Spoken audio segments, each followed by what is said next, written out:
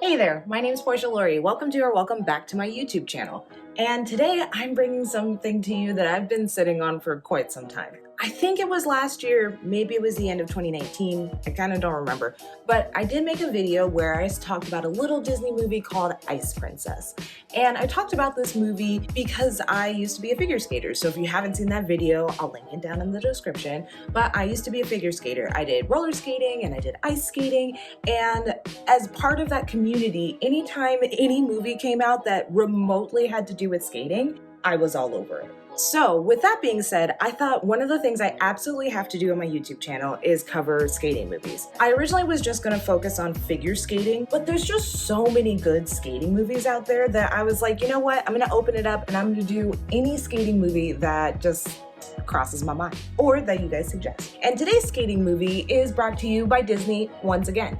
I swear, I watch other things besides children's television, but I don't know, right now I just feel super nostalgic, probably because I've been cooped up for the last year and a half in my house, and it brings me a lot of joy to rewatch things that I'm already familiar with, as opposed to the anxiety-driven person I become when I'm watching something brand new. But today's movie is absolutely one of my favorites. It was also highly inspired by my last upload, which was so weird. If you haven't already checked it out, don't worry, I'll put it in the description for you.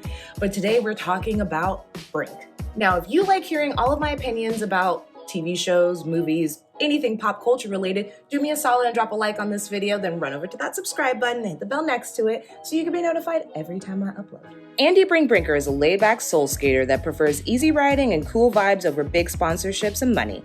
Him and his squad are all of this mindset, with him being the group leader, and are all prepping for a big 3-day competition that could be life-changing. Problem? Brink's parents are going through hard financial times, with his dad being laid off of work due to disability, leaving Brink to wonder if skating for money is really that bad. So I think the synopsis of Brink is pretty straightforward, so let's just kind of break down the rest of the movie. So Brink is pretty much the quintessential guy that you would imagine would be a rollerblader. He's laid back, he's got that like California SoCal weird surfer accent. Girl, they all can't be no talent, no skill, half smart inline skating wannabes.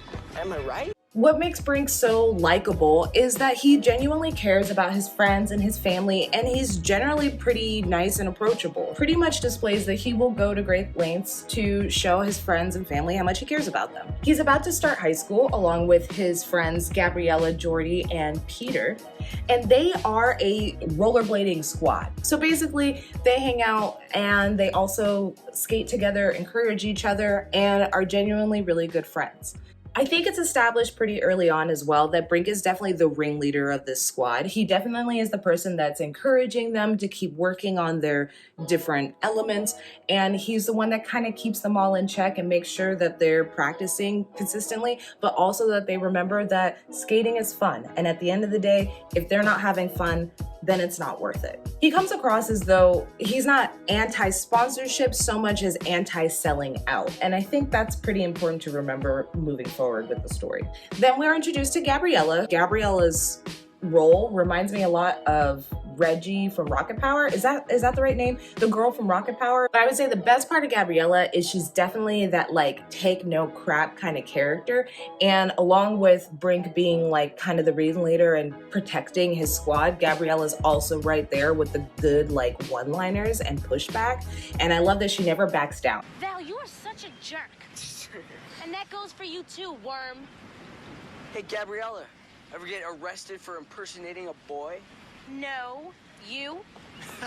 Then we move on to Peter, who, again, I always forget that Jack from So Weird was in this movie. I don't know why, because he does have like a relatively prominent role. I would say out of all of Brink's friends, he probably has the most storyline, I would say. Peter is like a very good, loyal friend.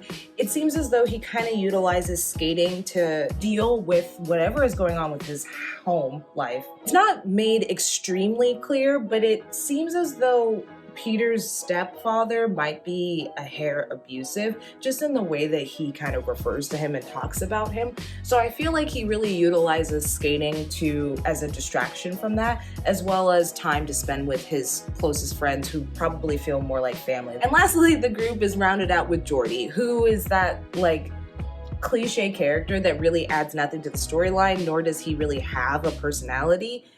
He's just kind of there to round out the crew so it looks more full, I think. But of course, it would not be a Disney Channel movie unless there were rivals. So then, enter Team X-Blades. There are certified villains for this movie. And why are they villains? Because they get paid to skate. And as soul skaters, we're not cool with that. Not to mention that this crew of sponsored X-Bladers are absolute trash. They're trash humans. They have no personality. All they have are really bad one-liners. And that's pretty much all they do. Now, Team X-Blades also has a leader, much like Brink, Val. He just has such a punchable face. I couldn't think of anyone else to better have been casted for this role except for this actor. Also, because this is an early DCOM, I feel like they've gotten a little bit better with having multi-layered characters that are more similar to, I don't know, real humans.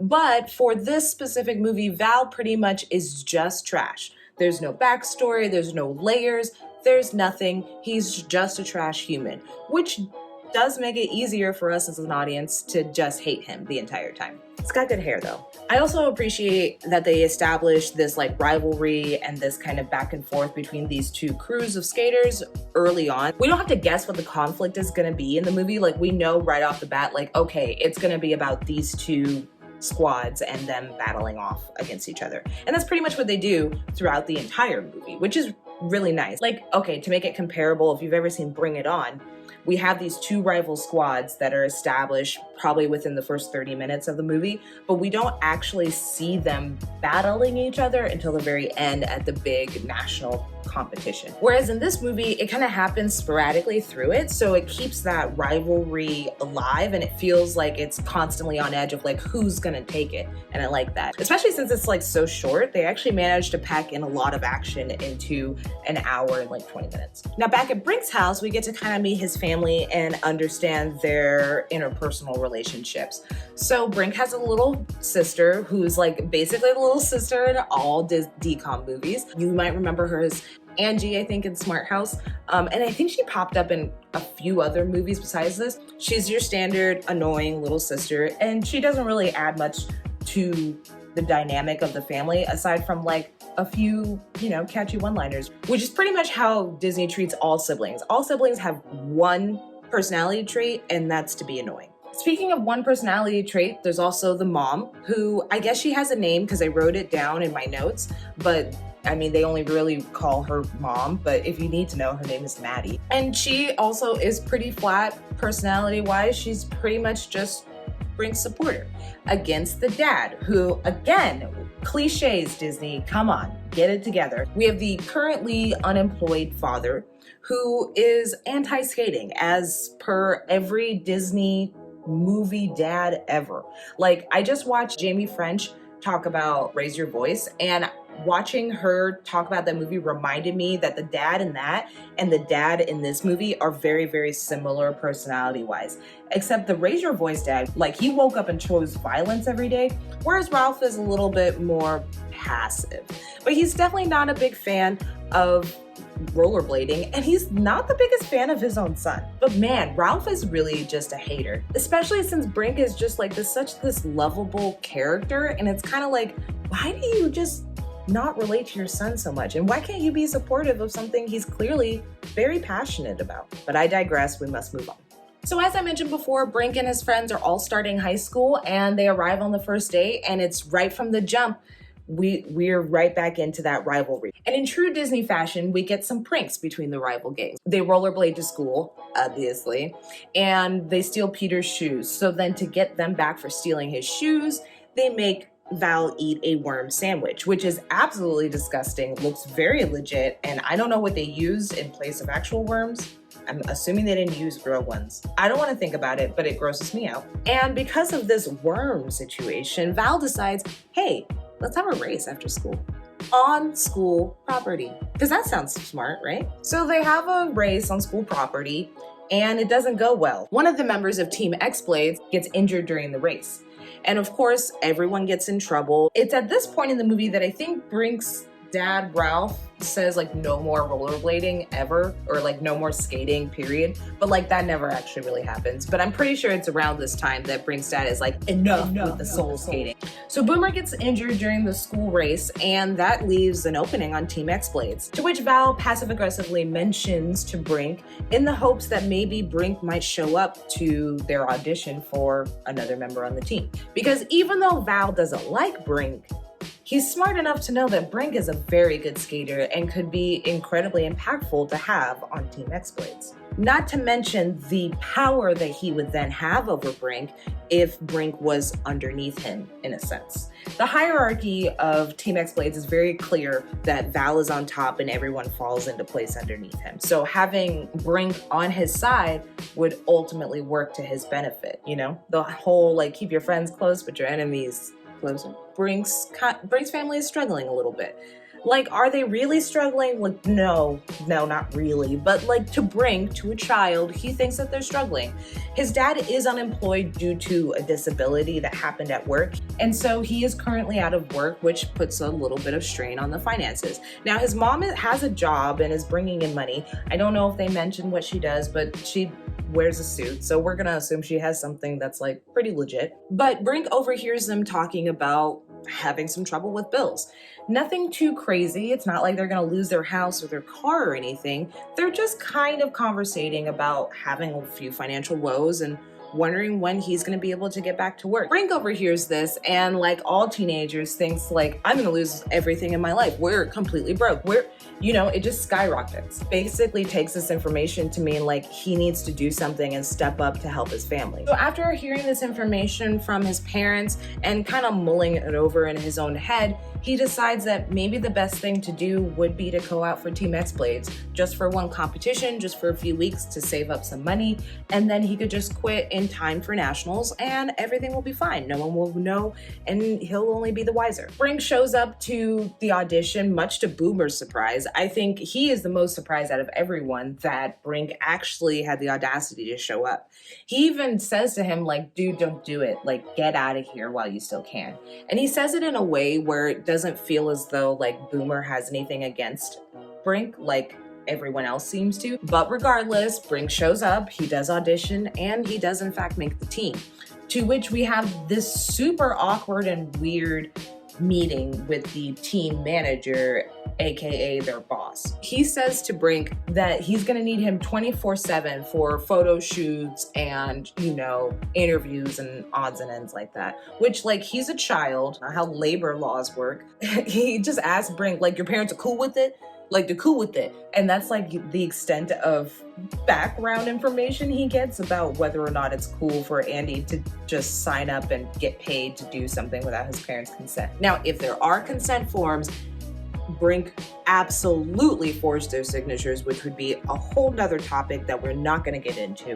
I'm just saying this is weird. Also, this sponsored team makes $200 a week plus bonuses for doing well at the competition, for winning, and they get free equipment. So like, this setup is dope. Then we kind of get like our Flintstones part of the movie where we see Brink trying to be in two places at once, and he's like going to Team X-Blades practices and photo shoots and dumb stuff, and then he's going to go practice with his gang of misfits, and he's trying not to get caught. He's constantly making up these really lame, bad excuses, lying very, very poorly. He's trying to do it all. At some point, Brink does bring it up to his parents, like what they would think about if he became a sponsored skater. And his dad throws like a full fit about it. He's like, absolutely not. You are not. I don't want you spending even more time skating on top of the time that you already spent skating. And if you want to get a job to help out this family, get a regular job. I don't really know what the dad's deal is, but basically his dad's like, no, you're not gonna skate and get paid,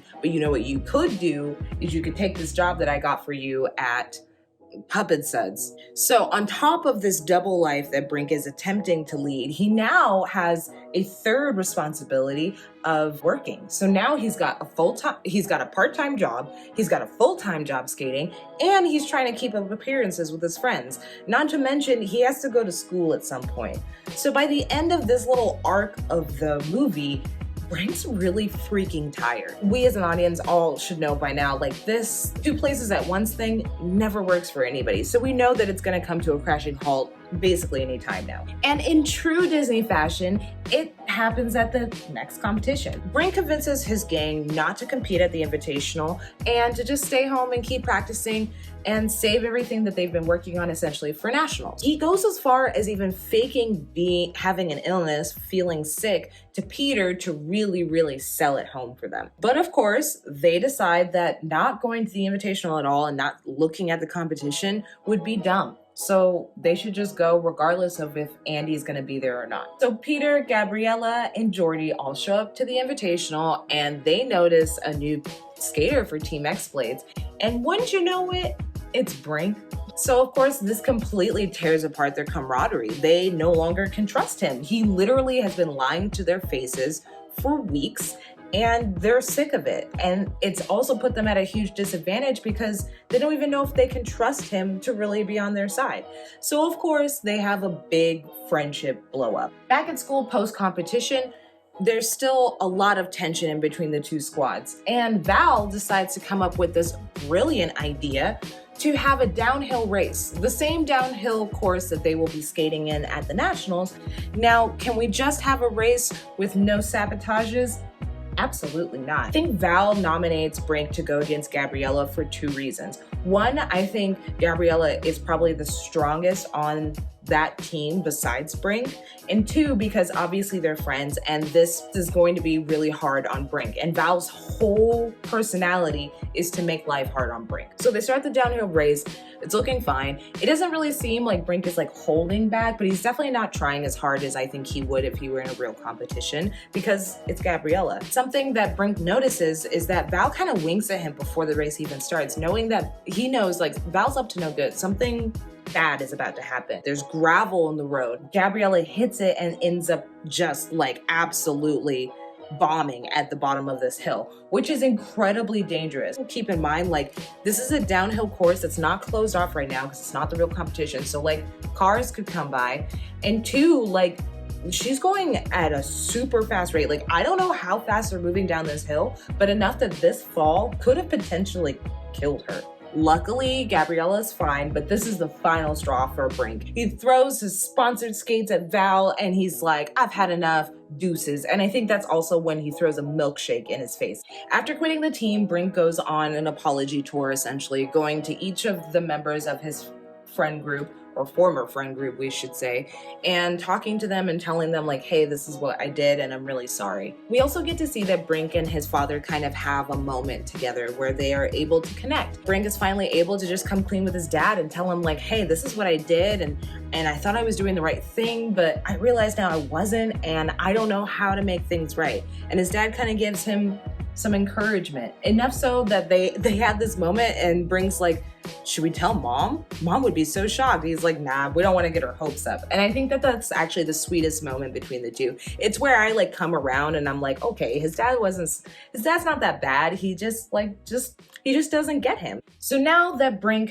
has come full circle now, we've been a sponsored skater to not being a sponsored skater, and he really wants to get the team back together. Cut to the best team name ever, Team Pup N Suds. He drops off all of this new equipment, these goofy looking t-shirts to all of his friends, and he's like, hey, like, I know you guys are mad, but if you want to, I got all this stuff for us. Being a sponsored skater isn't a bad thing. It's the type of sponsorship and how you skate that really matters. And I love that full circle moment where he's like, this is what real soul skating is. It's not about whether or not you get paid. It's about the quality of the person you are. And when you know it, Brink's grand gesture of delivering all the goods ends up making his friends show up to the competition, and they're gonna skate it together. Gabriella has mysteriously healed from all of her injuries, so she is also able to skate the Invitational, which is kind of perfect because it would feel incredibly imbalanced if she was still so injured that she wasn't able to do it. Apparently the gravel didn't like break her leg. She's got like serious street rash. But it's time for the competition. And who would you know it shows up to watch Brink compete but his dad? I mean, his whole family's there, but his dad's there, and that's the important part. Now, in this part, we get some of the absolute best lines in the movie, the infamous skate better line, and the when you woke up this morning, did you tell yourself, today I'm gonna talk or today I'm gonna skate? We get to see Brink have this really great skate run, but he also falls in competition just to keep, him a little bit more humble. We see Jordy skate a little bit here and there. Again, this character is completely useless to me. I wish they just took him out of the whole movie, but I get it. They probably needed at least 4 people to make it look like a real X Games crew. And Peter finally lands a 540, which is incredibly exciting for him because every time we see him attempt this, up until this point, he has completely failed. Now, of course, the 2 main crews for the day are Team X-Blades and Team Pup N Suds. And you know what that means? Val and Brink are doing the downhill race. Because who else was going to compete? Was it going to be that weirdo blonde kid from Team X-Blades that makes all the bad one-liners and puns? And up against Jordy? That would be hilarious because neither of those characters deserve to be in the movie at all. So why not give them a reason to be in the movie by competing against each other? So of course Val can't just skate the downhill normally and just prove that he's the better skater of the 2. No, he absolutely needs to try to sabotage Brink. But all the sabotages that Val does pretty much just blow up in his whole face. Also, I do need to point out before someone in the comments points it out, yes, Brink also cheats, but I don't think his cheating matters as much as Val's. Val was out here trying to damn near decapitate the dude, and Brink just cuts through one piece of the course to get back on track. I know he cheats too. Whatever, they're both cheating. It doesn't matter. Brink wins. They won the competition. And that is Brink in a nutshell. Now, Brink was a fun movie to watch. We had some really great one-liners, but how realistic is it? So one thing I wanted to do with my skating series is really talk about how realistic the skating looks in the movie. To me, that's one of the most important parts about the movie is can I buy that they're doing this? Knowing in my head that these are all stunt actors. So what I'm looking for is how well do you hide that from me, from the audience, so that I can just let that go and focus on the movie. So as far as stunt skaters, I think this movie's pretty good. Very early on in the movie when Team Pup N Suds, before they're Team Pup N Suds, shows up to the pit. And I like this piece because they all start going off and skating. Andy goes up and does what looks to be a 540. I'm not sure. I don't understand terminology. If I were to put it into regular skate terms, I'm pretty sure he does an axle on the wall and then he rides up. And what's interesting about that is he rides up and down and he goes out of frame. They bring in the characters who are now having a conversation, and then Andy kind of spins back into the frame.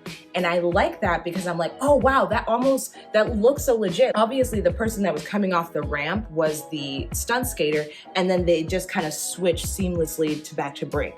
I also think that the casting of the people who are doing the stunts is pretty good, but only for half of the cast. The people who do the tricks for Brink and Val are extremely similar looking to the actors. So when you see these big long shots of Brink skating, it really, to me, looks like it could have been him. A sports movie specifically, when they're only showing the character's feet or legs doing some kind of trick, you can clearly tell this is a stunt person.